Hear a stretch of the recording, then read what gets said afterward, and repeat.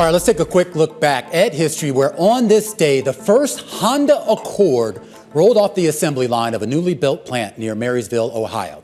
The silverish, grayish sedan sporting a license plate that read USA 001 was the first Japanese passenger car ever assembled in the U.S., and it would not be the last. Honda's foray into U.S.-based manufacturing was once derided as doomed, partly because the idea originally was actually seen as short-sighted, basically a way for Honda to shield its overseas profits from the strengthening Japanese yen, which at the time had surged to a 15-year high against the dollar. However, the benefits of having manufacturing inside U.S. borders proved to be much broader and would unleash a wave of other Asia automakers settling up shop here in the U.S. That included Nissan's facility in Tennessee back in 1983 and Toyota's Georgetown, Kentucky factory back in 1988.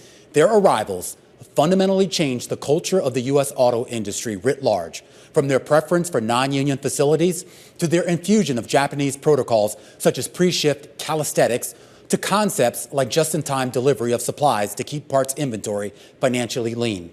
And while Honda remains a quintessential Japanese company, it today has a huge presence in the U.S., plants in Ohio, Indiana, California, North Carolina, and Alabama, amongst others. In fact, when taking into account its Canadian and Mexican facilities, Honda now makes and sells more cars in North America than anywhere else in the world. And that Marysville's plant, it's still going today, each year rolling out more than 400,000 Honda Accords, Acura TLXs, and Acura Integras. Though, big changes are in store for 2025.